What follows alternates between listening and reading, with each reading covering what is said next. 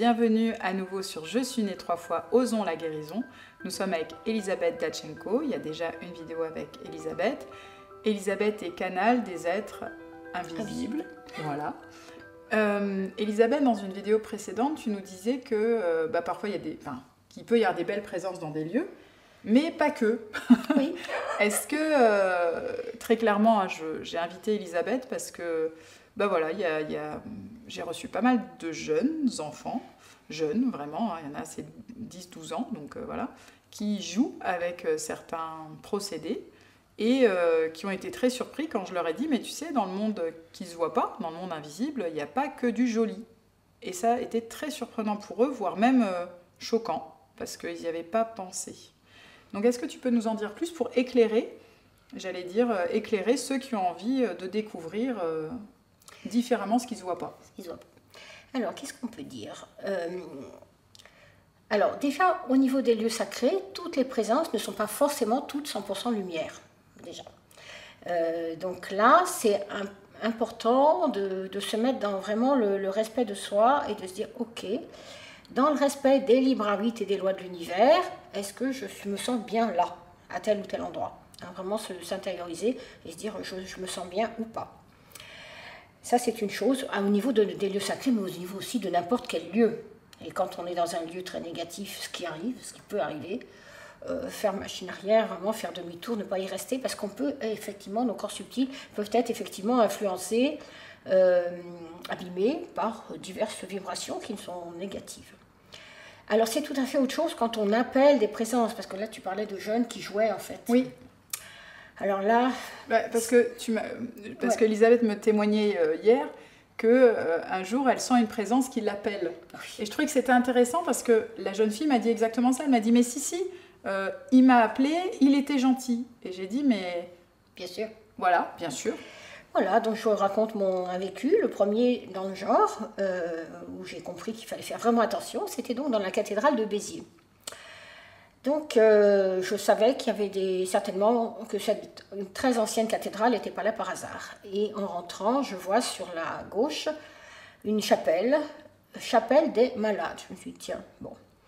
Donc, je rentre dans cette chapelle et je constate qu'il y avait vraiment une très forte vibration en dessous des 5 statues. Il y a 5 statues qui ont été mises là, pile, à l'endroit où il y a une très forte vibration. Il y en a 5.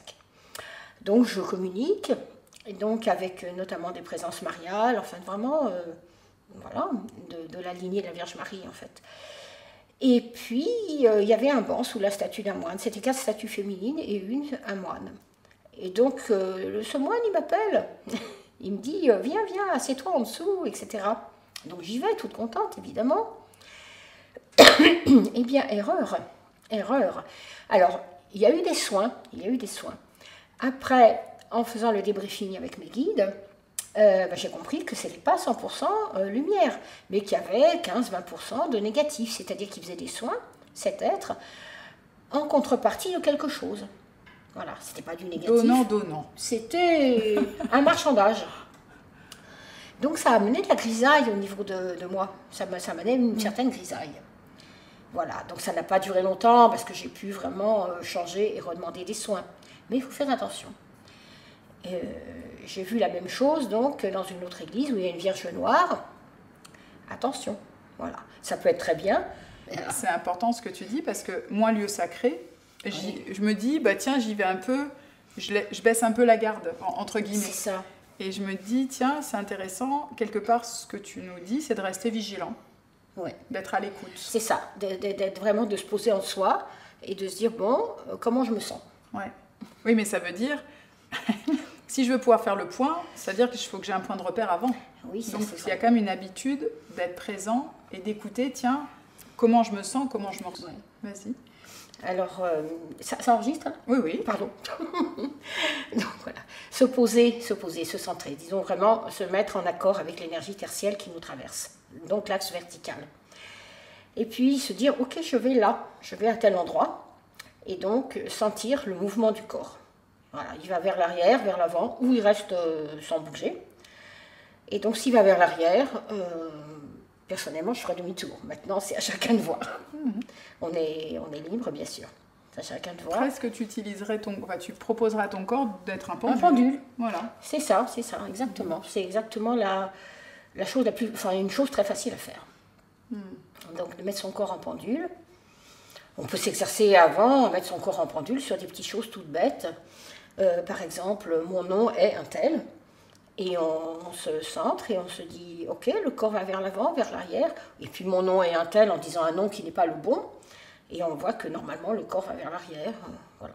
À l'époque, j'utilisais beaucoup ce test-là avec les doigts. Est-ce que tu peux nous l'expliquer? Non, parce que c'est un test que je ne fais pas. Ah, tu le fais pas. Les bras.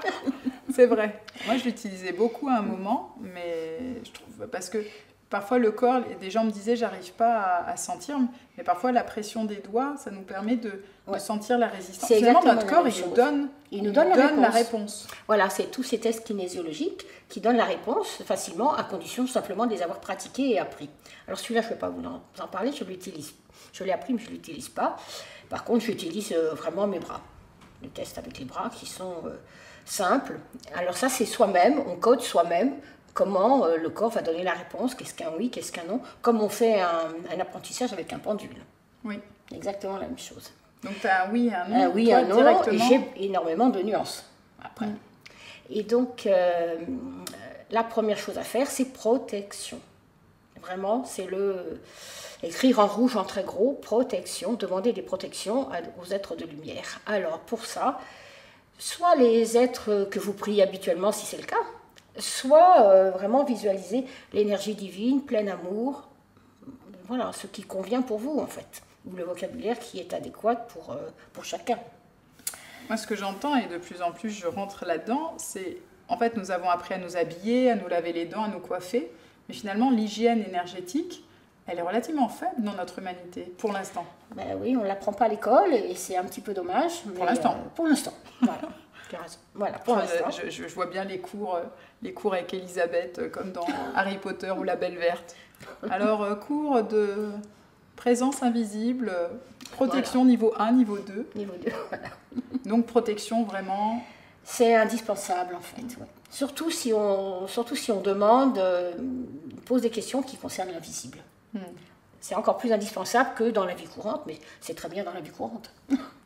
Mikhail Omrama-Ivanov, il conseillait, il disait qu'à partir du moment où tu fais le choix de rentrer en relation, déjà la première chose c'est de tracer un cercle autour de soi. Il disait que c'était une pratique extrêmement ancienne.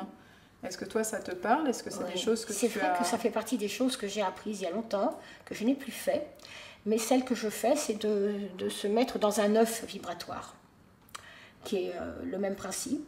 Et donc, faire cette protection, donc Kenyoku, qui vient ça vient des samouraïs, ça vient du Japon. Alors, je l'explique en fait. Vas-y. Alors, donc, on visualise, on prend d'abord un sabre, un sabre sur la main droite. Et symboliquement, on purifie la lame de ce sabre dans un feu que l'on visualise devant soi.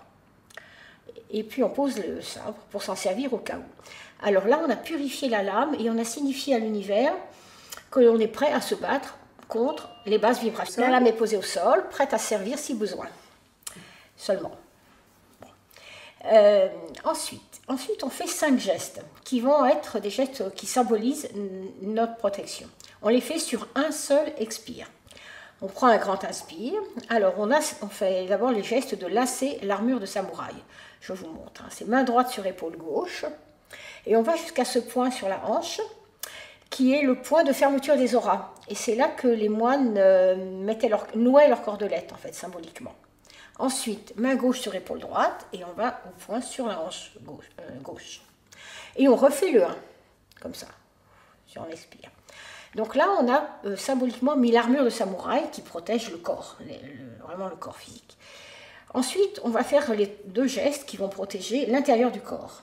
Donc là, on prend les méridiens yin, là c'était yang, là on prend les méridiens yin, et on balaye symboliquement de l'épaule vers la main, et ensuite on balaye de l'épaule vers la main. Donc là, les méridiens yin, et symboliquement on a dit qu'on protégeait l'intérieur de l'armure. Et c'est tout. Et ça se fait donc sur un seul expire. Alors attends, juste pour être sûr, tu fais inspire, tu mets... Alors un seul inspire. Un seul inspire, tu mets tu fermes la tenue. Oui. Inspire et expire. Non, non. Non, donc... Je le refais, je le fais. Vas-y. Alors, un grand inspire.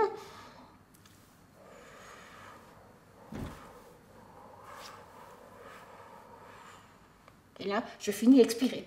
L'expire dure le nombre de secondes qu'il faut pour faire les 5 gestes. Ah, c'est inspire et tu fais tous les gestes sur l'expire. Super. Et ça, on le fait au moins 3 fois. Ok. Voilà. Je retousse. Donc, je reprends. Et du coup, quand tu fais ça, parce qu'il y a plein de gens qui me disent qu'ils se protègent, mais finalement, moi j'ai l'impression qu'ils mettent une armure tout le temps. Mais nous sommes d'accord, je la mets et je suis censée à un moment l'enlever? Non, on l'enlève pas. C'est pas une armure défensive. En fait. Ah, ok. C'est pas une armure défensive, c'est vibratoire. Donc ça crée un œuf vibratoire autour de soi. De 4000%, bon voilà, on peut dire des chiffres ou pas. Simplement, ça montre notre niveau vibratoire et le niveau vibratoire de notre corps et de nos corps subtils et de notre entourage immédiat. Alors, quand on le fait le matin, au fil de la journée, avec les activités, la fatigue, etc., ça diminue. Et on peut le faire un grand nombre de fois dans la journée. Ok. Quand on va faire les courses, qu'on va dehors, qu'on est fatigué ou que quelqu'un nous raconte tous ses malheurs, quand on la connaît par cœur, on peut la faire plein de fois dans sa tête. Ah oui. Et ça marche très bien. C'est-à-dire qu'on est moins impacté par la même chose, en fait. D'accord. Donc c'est juste une protection, voilà, c'est préventif. Mais en même temps, ça donne l'énergie. Et ça augmente aussi notre vigilance par rapport à ce que tu disais pour les lieux ou les personnes. Par exemple, oui, voilà. Ok. On est moins vulnérable, en fait. Bon, c'est super. Voilà. Bon, écoute... Et on peut le faire autant qu'on veut. Hein. Il n'y a pas de contre-indication. Merci beaucoup. Vous repartez avec la connaissance apportée par Elisabeth et la possibilité d'avoir une armure. Alors, il faudra que tu nous épelles le nom. Kenyoku, K-E-N-Y-O-K-U. Alors ça, c'était un enseignement transmis par Yann Lipnik, quand même, je précise. Ah, super. Et donc, on avait testé en stage avec d'autres protections. C'était celle-ci qui était la meilleure. Voilà. Donc, merci aussi à Yann Lipnik. Voilà. Et merci à vous tous. À bientôt sur Je suis née 3 fois. Osons la guérison.